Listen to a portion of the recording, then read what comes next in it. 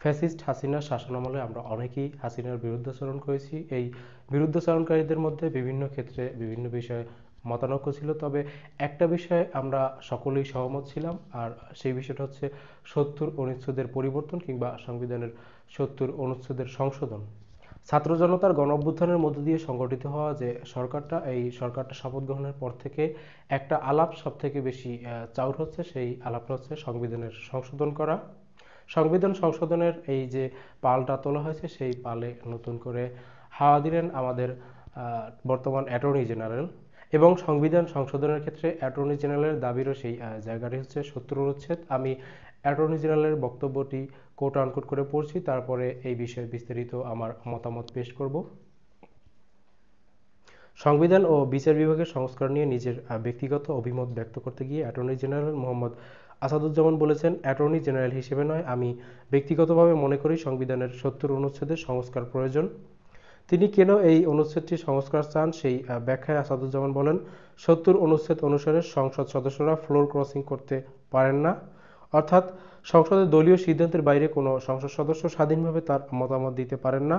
কার্যত বাংলাদেশের আইন বিভাগ, শাসন বিভাগ এবং বিচার বিভাগ এক ব্যক্তির নিয়ন্ত্রণে চলে গিয়েছিল ৭০ অনুচ্ছেদের কারণে।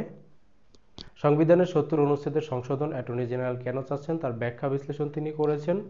সংবিধানের ৭০ অনুচ্ছেদের সংশোধন ঠিক একই কারণে আমরা চাচ্ছি।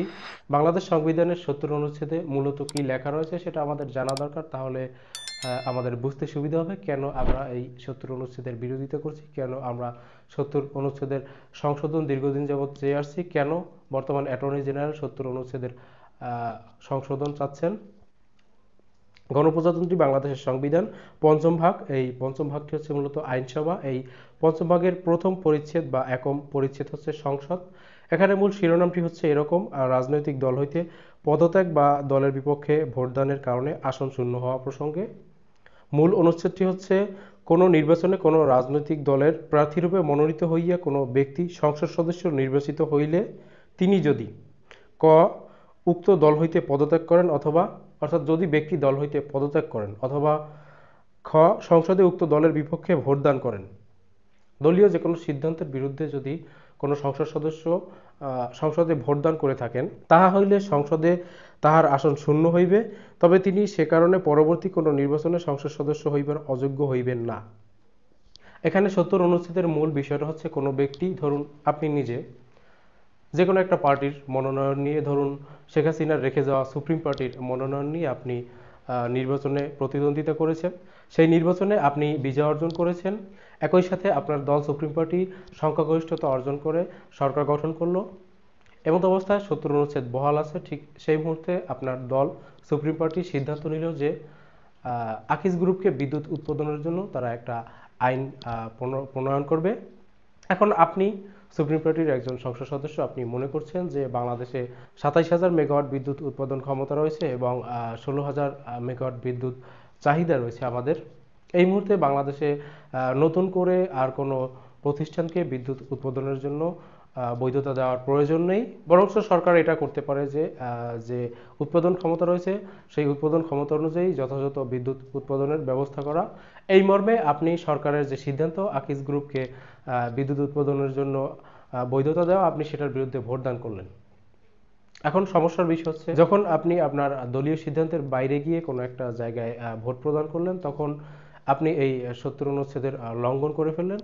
ফলশ্রুতিতে সংবিধানের ৭০ অনুচ্ছেদ অনুযায়ী আপনার সংসদ সদস্য পদ বাতিল হয়ে যাবে, আপনার সংসদীয় আসনটি শূন্য হয়ে যাবে। দেখুন, শেখ হাসিনা থেকে খুব ভয়ঙ্কর স্বৈরাচারী ফ্যাসিস্ট মনোভাব ডোনাল্ড ট্রাম্পের মধ্যে ছিল, কিন্তু ডোনাল্ড ট্রাম্প স্বৈরাচারী ফ্যাসিস্ট হয়ে উঠতে পারেননি। কেন পারেননি? ডোনাল্ড ট্রাম্পের বহু সিদ্ধান্ত যেগুলো তিনি ব্যক্তিগতভাবে রাষ্ট্রের উপরে চাপিয়ে দিতে চেয়েছিলেন, কিন্তু তার দল রিপাবলিকানের যারা কংগ্রেসম্যান রয়েছে তারা তার বহু সিদ্ধান্তকে প্রত্যাখ্যান করেছে। এটা করতে পেরেছে কেবলমাত্র আমাদের ৭০ অনুচ্ছেদের মতো কোনো একটা অনুচ্ছেদ মার্কিন সংবিধানে না থাকার কারণে। একই কারণে শেখ হাসিনার থেকে বড় স্বৈরাচারী মনোভাব নিয়ে বেড়ে ওঠা নরেন্দ্র মোদী ভারতকে এখনও পৃথিবীর সবথেকে বৃহত্তম গণতান্ত্রিক রাষ্ট্র হিসেবে ধরে রাখতে পেরেছেন। তার ব্যক্তিগত যে মনোভাব, স্বৈরাচারী স্বেচ্ছাচারী যে মনোভাব, সেই মনোভাবটাকে তিনি বজায় রাখতে পারছেন না, কেবলমাত্র বাংলাদেশের ৭০ অনুচ্ছেদের মতো একটা থার্ড ক্লাস অনুচ্ছেদ তাদের দেশে না থাকার কারণে। সুতরাং এই ৭০ অনুচ্ছেদ অবশ্যই সংশোধন করা দরকার, যদি বাংলাদেশে ভবিষ্যতে আর কোনো ফ্যাসিবাদকে প্রতিষ্ঠিত হতে আমরা না দিতে চাই।